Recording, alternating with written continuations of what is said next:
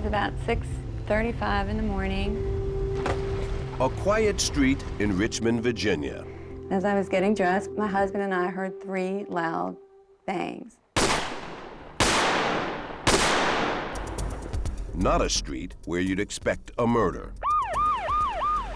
When I arrived on the scene, I could see at the top of the driveway my friend and neighbor, Fred Jablin. He put both hands on my shoulders and he said, "Megan, Fred Jablin is lying in his driveway. He's dead." And Fred Jablin wasn't your average murder victim. You've got a university professor killed in a neighborhood that's really not the norm. Fred Jablin was a totally involved father, a super single parent. So who killed Fred Jablin? People said, I have no idea who would want to do this to Fred, but have you talked to his ex-wife? I was married to Fred Jablin. We have 3 children. Had a pretty nasty divorce. And certainly she was a suspect. But a suspect with a seemingly rock-solid alibi. Bartender called me and said, "Do you remember her?" And I said, "Yeah, I remember seeing her." Petite and pixie haircut. I know she didn't kill Fred Jablin. She was devastated because of his death. They're definitely 2 peas out of the same pod, Tina and Piper. Police also suspected Tina. It's not, what did I think about Fred Jablin? It's, did I kill Fred Jablin? Yes. Um... And now, police are about to unravel the clues that will lead to an arrest.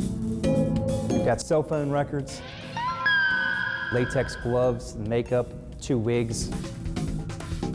A lot of twists and turns in this one. No, it's definitely not your normal standard murder. 2 wigs, a gun, and a murder.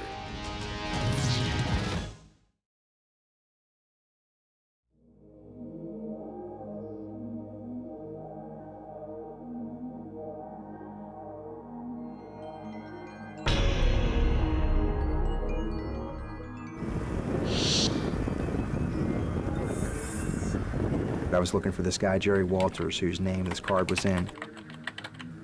We hadn't spoken to him at this point, and so one of our goals was to try to locate him.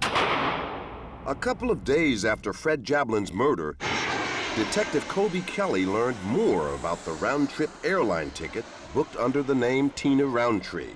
The person who paid for the ticket was a guy named Jerry Walters. We knew that a bank card in his name was used and was instrumental in making this homicide happen, but we really didn't know what his role was in it, if any. And so we're trying to figure out who's Jerry Walters. It didn't take them long to learn that Jerry Walters knew Piper. Piper Roundtree and I at one time were girlfriend-boyfriend. Piper started dating Jerry Walters in 2003, shortly after moving to Houston. We exchanged phone numbers and started talking on the telephone, went out to supper a time or two, and it just went from there. She was very sweet, great off-the-wall sense of humor, which I appreciated. Cute, obviously. Pretty much a normal person. Even though Walters was living 4 hours from Houston in Baton Rouge, Louisiana, they made it work. I was in Houston quite often on business, so it was not difficult. I mean, I was there probably 2 days minimum a week. Their long-distance relationship lasted for about a year. Then that evolved into a continuing close relationship, close friendship. So close that Walters was one of the first people Piper called the night of Fred Jablin's murder. I came home from an LSU football game about 10:30-ish, 11-ish, and my cell phone rang. And it was Piper, and she said, she was asking me to come to Houston, and she said, "It's important, Fred's dead." And I said, "What happened?" She says, "Well, I'm not certain Fred's dead." And she was not screaming, but she was not far from hysteria, I would think, and she was crying. Walters wasn't able to go to Houston, but he did his best to comfort Piper by phone. She was very concerned with the kids. But in my whole relationship with Piper, she was very concerned, but more so Obviously, this was to the extreme. 4 days after the murder, Detective Kelly tracked down Jerry Walters to find out why his bank card seemed to be connected to a murder. I think he asked me how well did I know Fred, and I didn't know Fred at all. I never had any conversation with him in my life. Walters told Detective Kelly he had no idea who could have used his bank card during the weekend of the murder because he says it had been stolen before then. I don't think anyone on the face of the earth was more shocked than myself to find out my card was in Richmond, Virginia. I did not have a clue. Walters says he first found out something was wrong with his card when he tried to withdraw cash from the account. They said, well, Mr. Walters, the account's overdrawn. And I said, why? And they said, well, you've got pending ATM charges in Richmond, Virginia. And I said, really? And I said, uh-huh. I said, okay, get back to you. That's when I started getting a little concerned that Jerry Walters' card was floating around a murder scene in Richmond, Virginia. Jerry Walters called Piper immediately because if anyone was going to know about his card, it was her. You see, the card wasn't really his. Although he had access to the bank account, Walters had opened it at Piper's request under his name so that she could hide assets from her ex-husband. I asked her, what's the deal on the card? How come my card was in Richmond and not with you? And that's when she said, well, the last time I saw the card was when I went to the tennis club and apparently someone stole it there. And I said, well, why didn't you tell me? And she says, well, I just hadn't missed it. She said, if you don't go to use it, you don't know it's gone. So that kind of made sense. What didn't make sense to both Walters and Detective Kelly were some of the other charges found on the card. We also were able to determine that wigs were purchased during this time with that card from Wigs.com. I personally don't wear wigs. Before the murder, someone had purchased 2 wigs, one blonde, one auburn. We knew that they were sent to a location in Kingwood, Texas. We had an address. There was a box there rented in the name of Piper Roundtree, which also had Jerry Walters' name on that box, and that's where the wigs had been delivered to. He asked me, did I think she did it? And I said, I just can't fathom that she did this. It's not something that I ever recognized in her, no. But it was all starting to add up for Detective Kelly. He was convinced that Piper Roundtree had flown to Richmond, Virginia, using her sister's name to kill her husband. As things came to light, it was apparent she did have a plan and attempted to disguise who she was and thought she could get away with it. Do you think there's any connection between the murder and this very difficult divorce that she and her husband, Fred Jablin, went through? No, I think she was crushed when she didn't get custody of her children. We knew that several weeks before this murder, she had come up and taken the children camping. I think that they probably had a really good time, and I think that caused her to just think, this is what I'm missing. I'm missing the great time watching my children grow up, experiencing them as they become, teenagers, adults, and so forth. I think it's probably around that time she started hatching a plan in her mind of how she could change custody. And the way to do that, she had been through the court system. That had not worked in her favor, and I think she was looking for alternate plans, which ultimately left to her decision to kill Fred.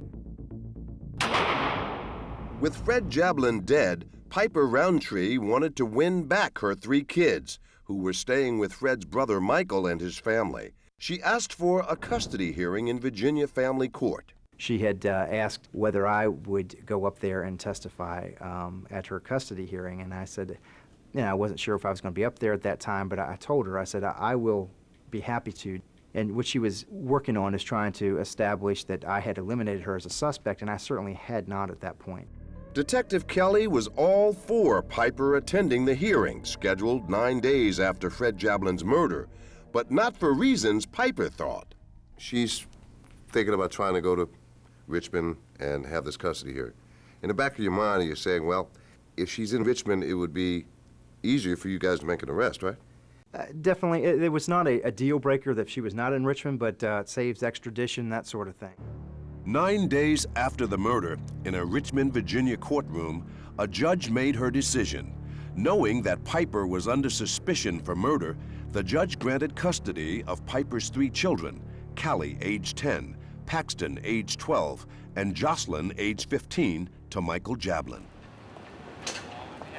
My client has a constitutional right to have her children, and she's been denied that right. Piper left the custody hearing shaken, and little did she know that just minutes later, she would be arrested for murder. They could have taken this from a scene from a gangster movie. The police just jumped out with, it seemed like machine guns, and dragged me off to tell me that they were arresting me for the murder of my ex-husband.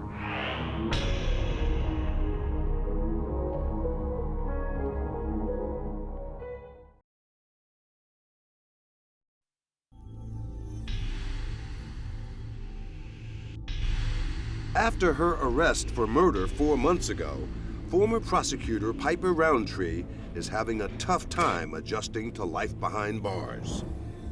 It's my mom, my sisters. But she's anxious for her day in court and ready to stand trial for the murder of her ex-husband, Fred Jablin. I don't think I would be intelligent if I weren't worried or concerned, but I have an incredible amount of faith. All rise.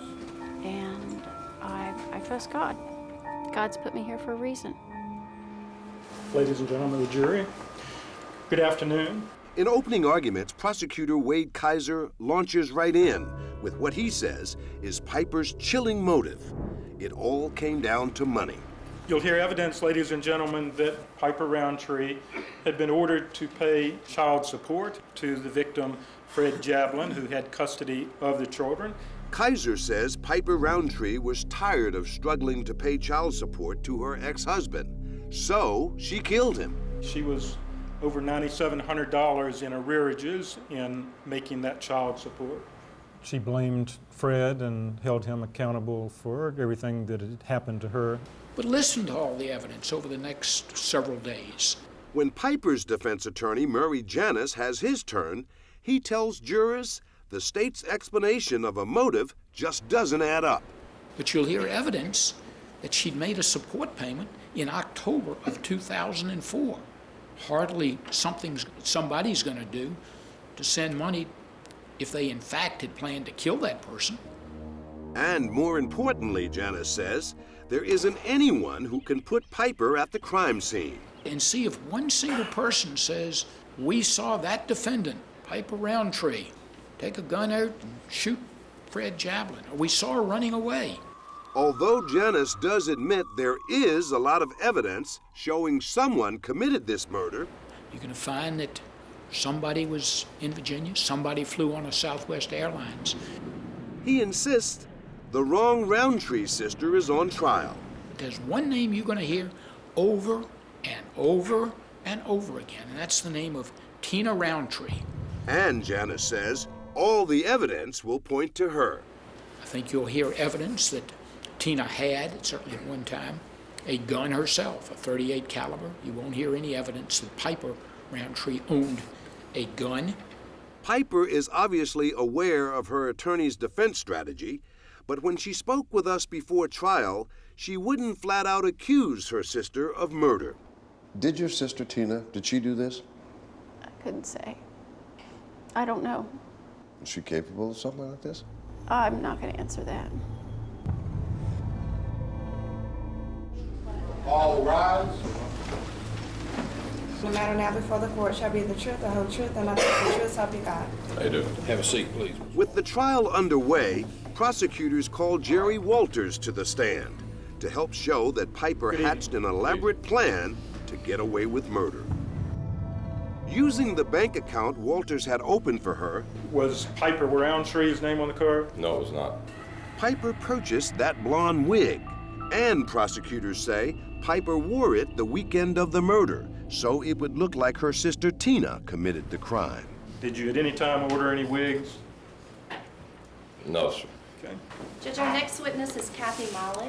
Prosecutors say Piper also used Walters' card to buy that airline ticket, booked in her sister's name, to fly to and from the murder. How is this ticket paid for? By credit card, right here. Kathy Molly, the agent, remembers selling a ticket to a woman using the name Roundtree. And for the first time in court, Ms. Molly, would you look around the courtroom and see if you can identify the person to whom you sold that ticket on October 28th?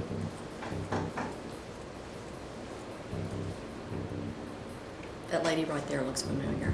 a witness is able to identify Piper. In fact, Molly says the brunette checked in as a blonde. But the hair's not like that at all. It's much shorter and the color's a lot darker. That's not all. Molly's biggest surprise? She says Piper was carrying a gun.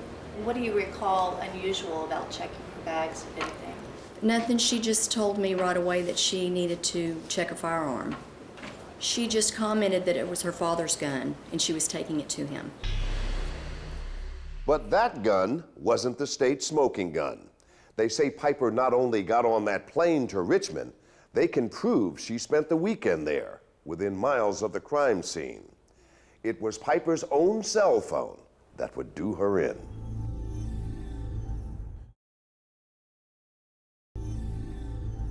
We started looking through the cell phone records and recognized the number to Papa John's Pizza. Henrico County Detective Chuck Hanna was given the job of tracking the cell phone calls to see if anyone could place Piper in Richmond. So we called Papa John's Pizza and asked if an individual with the last name of Roundtree had ordered a pizza. They stated that a person with the name of Roundtree did, and that person had it delivered to room 171 in the Homestead Suites. That led Detective Hanna to the manager of this hotel, who remembers the guest in room 171. She said she had a reservation and her name was Tina Roundtree. And it's that witness, Tamiko James, who was able to place Piper Roundtree in Richmond, at a hotel located just miles from the crime scene. Would you point to and identify that individual? I believe it's the defendant here. And then a second eyewitness takes the stand. Raymond Seward says he saw Piper on Saturday morning, just a few hours after Fred Jablin's murder. Medium build, medium height, and blonde hair. Where is she? That lady right there. Seward remembers Piper returning a car to his rental agency near the airport, the same airport where that flight carrying a passenger named Tina Roundtree would later take off. She was just in a hurry to get to the airport. And if eyewitness testimony wasn't enough to put Piper in Richmond, prosecutors say they have Piper caught on tape. They say the woman seen walking into a Richmond, Virginia gas station is the defendant, Piper Roundtree, in disguise. The tape will show a white female enter the door. It's a mountain of evidence that they hope will knock down any suggestion that it was Tina Roundtree in Richmond the weekend of the murder. You have to concede it doesn't look good, right? No, it doesn't look good. I certainly concede that. You know, my mouth fell open when I saw these things, like, oh my God. Now prosecutors take their case one step further. They set out to show how Piper made sure that when she shot Fred Jablin, she wouldn't miss. You saw Miss Marilyn from the governor. She gave him that announcement. Mac McClanahan knows both sisters. He dated Tina, and he worked with Piper. When you went with Piper to work early in the week of October 25th to Galveston, did you ride together there? We did. And back? Yes. Okay. On one of their rides home together, Mac told Piper he was going to stop at a shooting range.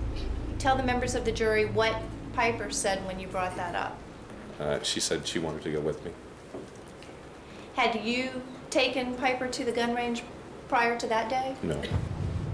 Piper shot a few rounds, then decided she wanted to rent another type of gun. So she went to the front desk and made an exchange. She returned with a .38 caliber revolver. It was the same type of weapon used to gun down Fred Jablin days later. Did she fire the .38? She did. Saturday morning around 6:30. And when Mac ran into Piper a few days after the murder, he found out just how nervous Piper was about their trip to the gun range. I told her I was sorry to hear what had happened, and she hugged me and said, I love you, and then she said, please don't say anything about the gun range, it'll just complicate things. With one of their last witnesses, prosecutors deal a final blow to Piper. It turns out the alibi Piper thought she had for the night before the murder had fallen through. After you had a chance to think about it, have checked all of your records. Kevin O'Keefe, who thought he'd seen Piper at the Volcano Bar on Friday night, now tells jurors he was mistaken. Were you in the Volcano at all on that Friday, October 29th? No. You sure about that? Positive. Thank you. After being battered by dozens of witnesses against her, Piper Roundtree, a former prosecutor, knows she's in real trouble. And now she has to make one of the most important decisions of her life. Should she take the stand?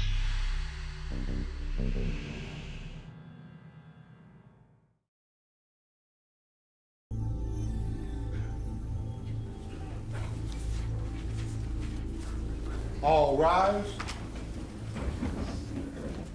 After listening to the 49 witnesses testifying against her, That lady right there looks familiar. Yes, sir. She's right there. with the state's case finished, That lady right there. Piper Roundtree is looking like a goner. If you could look those jurors in the eyes, how would you do it? What would you say? I would tell them I didn't do it because of all the things that I stand for. I believe in truth. I believe in God. Piper realizes she has only one option: All right, next witness. take the stand. Called Piper Roundtree. Come on around, Miss Roundtree, if you would. But you know, it's risky to do that, to take the stand and testify. You know that, right? Yeah. Do you solemnly swear or affirm that the evidence So, on the fourth day of trial, the whole truth and nothing but the truth, so help you God? I do. only 4 months after Fred Jablin was shot dead in his driveway, You are Piper Ann Roundtree, is that correct? I am.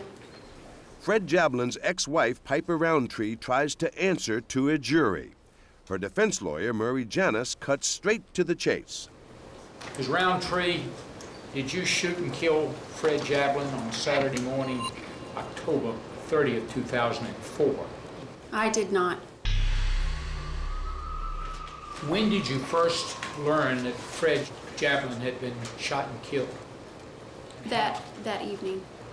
What was your emotional condition at that time? Well, I don't remember a whole lot of the rest of the evening. Did you ever learn that evening where your children were? No. In a soft, shaky voice, Piper Roundtree testifies it was impossible for her to shoot Fred Jablin in Virginia because at the time of the murder, she was in Texas. But it isn't just Piper's whereabouts she and her defense team will use as an alibi. Their strategy is based on showing the jury what kind of person Piper Roundtree really is. And do you love your children? Yes, very much. And where are they as far as priorities in your life? Second only to God. Piper tells jurors the last thing she'd do is hurt her kids. Yes, it was not an easy divorce, but I had no right to take away the children's father. The children need both parents. How were you getting along with Fred Jablin compared to during the divorce itself? It was an answer to my prayers. We were doing very good. And when it comes to her alibi about being at the Volcano Bar, she insists she was there that Friday before the murder, even though Kevin O'Keefe had told prosecutors he wasn't even there that Friday night. Do you know when it was that you saw the defendant in the Volcano? Saturday. October 30th? Right. But Piper stands by her story and says she even remembers flirting and drinking with a stranger. What was the gentleman's name that you met up with, if you know? He said Steve initially, and then he said, call him Jerry. Have you ever seen him again since then? No. All right, Ms. Guys. Ms. Roundtree, I believe you testified. The prosecutors go on the attack. Piper's motive for murder is simple: a vengeful woman who had lost her children. You had lost custody of your 3 children completely? Not completely. Doesn't the order state that you lost physical and legal custody of your children Yes. to your husband? Yes. Wasn't that devastating to you? Yes. Wouldn't you do anything for your children? I wouldn't kill for them, no. Piper, however, is unable to explain away the physical evidence at the heart of the case, starting with her Jeep parked at the Houston airport the very weekend Fred Jablin was murdered. Can you explain why the records from the Houston Hobby Airport show that your vehicle was in their parking lot on Thursday and Friday and Saturday? No. I have no explanation. Then prosecutors questioned Piper about her visit to the gun range, where she practiced shooting just days before the murder with the same type of weapon used to kill Fred Jablin. You shot two different pistols that day, Yes. didn't you? One was a .22 caliber revolver, and the other was a .38 caliber revolver. That's what they say. Well, you had it in your possession for a period of time, I don't didn't know you? what it was. It was a gun. And what about that blonde wig? Prosecutors say Piper needed it desperately for the weekend of the murder, to disguise herself as Tina. You wanted the blonde wig so bad that when you got the box with the paprika wig in it, with the note saying that they didn't have it in stock and that you would have to pay an additional charge, you said, send it anyway, I want it, correct? Tina had wanted. No, I'm the not blonde asking one. you what Tina said. I'm asking you, you told them, Yes, send I it. did. I'll pay the I extra did. money, isn't that Yes, right? sir. And you had the blonde wig? Yes, sir. Where's it at? Last time I saw it, Tina had it. If Tina had the wig and Tina was on the plane, then You want this jury to think that Tina committed the murder, don't you? I have no idea what happened. You have not. I don't. the evidence pinpoints Piper in Richmond, near the scene of Fred Jablin's murder. Hotel records and receipts show Piper used the bank card she said was stolen. I didn't know what had happened to the card. There's one more staggering piece of evidence, those damning cell phone records. Calls made from Piper's cell phone from Richmond to Texas just after the murder. What happened to the cell phone? I don't know. While the crime's being committed, you don't know where it is. That's what you're telling these people. I'm telling them that I didn't have the phone from probably, that I remember. Last time I remember it was Tuesday, before that. You lost the telephone on Tuesday. Where did you find it on Saturday? It was at Tina's house. Because you want this jury to think that Tina committed the murder. You're willing to put it on her, aren't you? No, sir. Thank you, ma'am. You can have a seat next to your counsel. Piper steps down. She has done all she can. Now it's up to this man, Marty McVeigh, the lone witness who can physically put her 1,000 miles away from the murder. And where is your office at the present time? In Houston, Texas. Now, sir, tell us, if you will, jumping up to Saturday, October 30th, 2004. Did you ever see Piper Roundtree on that date? I did. And where was that, sir? In my office. And could you tell the ladies and gentlemen of the jury what time you saw her? Approximately 4:30 that afternoon, give or take 5 minutes. Are you sure of that time, sir? Yes, sir. McVeigh is Piper's very best witness because it's impossible for Piper to have been in two places at once. McVeigh says she was in his Houston office at the exact same time police say she was on an airplane returning from murdering Fred Jablin. How many people have you talked to about the time Piper Roundtree was in your office on Saturday, October 30th? Since then? Yes, sir. Oh, gosh. Well, I've talked to the prosecutors here. I talked to the detectives, again, in Houston, from the Houston Police Department. I've talked to Paige Akins from the Times-Dispatch. Local newspaper reporter Paige Aiken ends up becoming part of the very story she was covering. Come on up, Miss Aiken, if you would. She takes the stand to testify about what Marty McVeigh told her. And how are you employed, Miss Aiken? I'm a reporter at the Richmond Times-Dispatch. Have you been assigned, and have you in fact been covering the case involving Miss Piper Roundtree? I have. Paige Aiken swears that McVeigh had told her that Piper had stopped by his office the day after the murder, not the afternoon of the murder. Did you ask him when prior to Sunday, October 31st, he had last seen Piper Roundtree. Yes, he said it had been quite a while, about a year, I believe. Marty McVeigh is put back on the stand and sticks to his story and dates. Had you seen Piper Roundtree before Sunday, October 31st? Yes, And when was that? on October 30th. All right, we'll be at recess till tomorrow. All rise.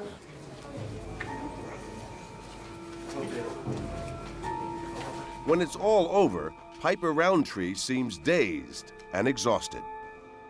Do you think you conveyed to the jury what you wanted to get across? I hope so. That's all I can say is I hope so. Are you afraid? Yeah.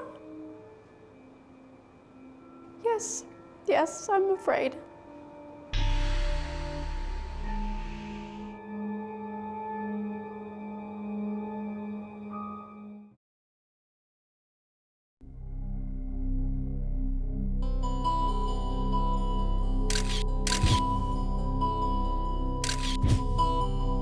I was amazed about the evidence the police collected, the documentation they did, the witnesses.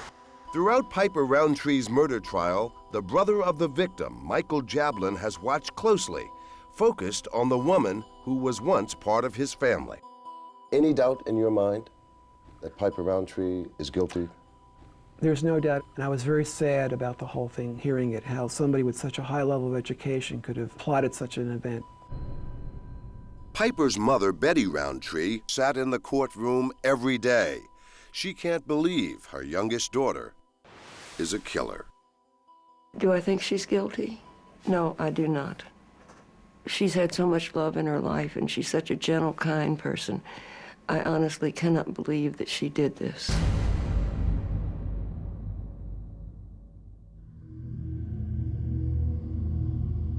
The jury deliberates for less than an hour. Ladies and gentlemen, have you been able to reach a verdict in these matters? Yes, ma'am. Would you hand it to the sheriff, please? We, the jury, find the defendant guilty of first-degree murder of Frederick Jablin as charged in the indictment. Joanne Lawson, is this your verdict? Yes. Beverly Owens, is this your verdict? Yes. Holly Pace, is this your verdict? Yes. No one seems surprised, not even Piper. All rise. Within an hour, the jury hears more testimony and then will recommend her sentence, anywhere from 20 years to life. They were extremely, extremely close. Betty Roundtree pleads for leniency so the children who'd already lost their father won't lose their mother, too. Her whole life was just with those children, taking them different places, reading to them. The truth, the whole truth, and nothing but the truth, so help you God. Have a seat, please, Miss Jablin. Michael Jablin is not vindictive, just sad and searching for answers. How do I explain to young children that their mother killed their father? They've lost both parents basically now. How do I explain that to these children? How does anybody explain something like that? In less than an hour, the jury decides to recommend the harshest penalty. We, the jury, having found the defendant guilty of first-degree murder of Frederick Jablin, fix her punishment at life imprisonment.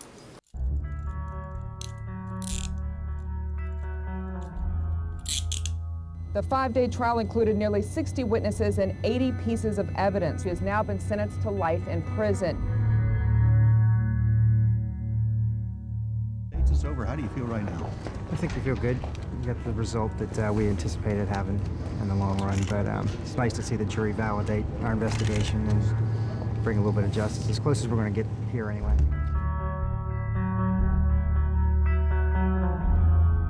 Within minutes of the verdict, we talked with Piper in a holding cell. Piper, a jury has spoken. Guilty, life in prison. Yeah. What's your reaction to that sentence? I think I'm still in shock. It hasn't hit you yet, has it?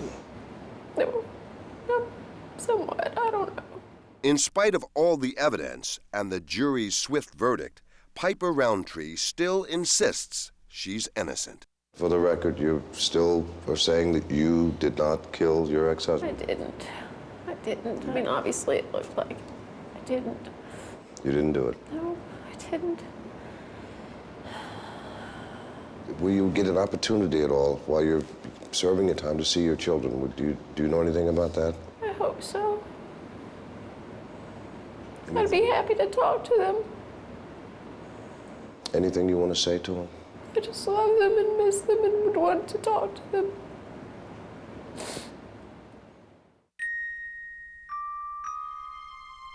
What kind of mother would do this? I think that's a very good question. I don't know what kind of mother would leave them without a father and without a mother. I don't know. It's really hard to understand that. It's very sad when you have to think about that. I really think she is so sick that she thought she could do this and then just walk into the sunset with her 3 kids. I think that's how she thought this was going to play out. Megan McCrary, Fred's neighbor and friend, has no sympathy for Piper Roundtree. And what was she thinking? Did she not understand the impact this was going to have on her children's lives?